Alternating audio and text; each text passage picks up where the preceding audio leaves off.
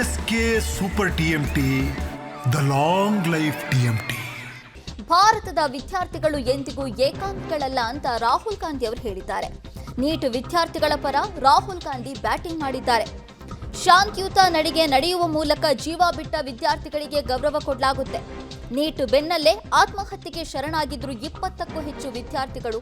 ಪ್ರಶ್ನೆ ಪತ್ರಿಕೆ ಸೋರಿಕೆ ಬೆನ್ನಲ್ಲೇ ಜೀವ ಬಿಟ್ಟವರಿಗೆ ರಾಹುಲ್ ಗಾಂಧಿ ಸಂತಾಪ ವ್ಯಕ್ತಪಡಿಸಿದ್ದಾರೆ. ಭಾರತದಲ್ಲಿ ಇದ್ದಾರಲ್ಲ ಆ ವಿದ್ಯಾರ್ಥಿಗಳು ಯಾವತ್ತಿಗೂ ಕೂಡ ಏಕಾಂಗಿಗಳಲ್ಲ. ನೀಟ್ ಪರೀಕ್ಷೆಗೆ ಸಂಬಂಧಪಟ್ಟಂತೆ ಆತ್ಮಹತ್ಯೆ ಮಾಡಿಕೊಂಡಿರೋ 20 ವಿದ್ಯಾರ್ಥಿಗಳಿಗೆ ಸಂತಾಪ ಸೂಚಿಸಿದ್ದಾರೆ. ಈಗ ಆ ಜೀವ ಬಿಟ್ಟಿರುವ ವಿದ್ಯಾರ್ಥಿಗಳಿಗೆ ಗೌರವ ಸಲ್ಲಿಸೋದಕ್ಕೆ ರಾಹುಲ್ ಗಾಂಧಿ ಮುಂದಾಗಿರೋದು. ಶಾಂತಿಯುತ ನಡಿಗೆ ಮಾಡಿ ಆ ಮೂಲಕ ಗೌರವವನ್ನ ಸಲ್ಲಿಸ್ತಾರಂತೆ.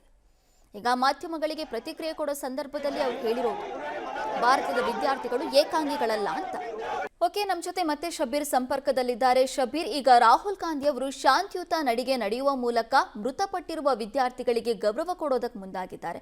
ಸೊ ಏನಾಗ್ತಾ ಇದೆ ದೆಹಲಿಯಲ್ಲಿ ಈಗ? ನೋಡಿ, ಕಾಂಗ್ರೆಸ್ ಕೂಡ ನೀಟ್ ವಿಚಾರವನ್ನ ಗಂಭೀರವಾಗಿ ತೆಗೆದುಕೊಂಡಿದೆ. ಸಂಸತ್ನ ಒಳಗೆ ಮತ್ತೆ ಹೊರಗೆ ಎರಡು ಕಡೆಯೂ ಕೂಡ ನಿರಂತರವಾದಂತಹ ಪ್ರತಿಭಟನೆಗಳನ್ನ ಕೂಡ ನಡೆಸ್ತಾ ಇದೆ.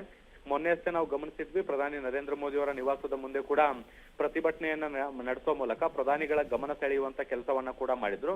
ಮತ್ತೆ ನೀಟ್ ವಿಚಾರಕ್ಕೆ ಸಂಬಂಧಪಟ್ಟಂತೆ ಧರ್ಮೇಂದ್ರ ಪ್ರಧಾನ್ ಅವರು ರಾಜೀನಾಮೆಯನ್ನ ಕೊಡಬೇಕು, ಮತ್ತೆ ವಿಸ್ತೃತವಾದಂತಹ ಚರ್ಚೆಗಳಾಗಬೇಕು ಅನ್ನುವಂತ ಒತ್ತಾಯವನ್ನ ಇವತ್ತು ಕೂಡ ಅವರು ಸಂಸತ್ನಲ್ಲಿ ಮಾಡಿದ್ದಾರೆ.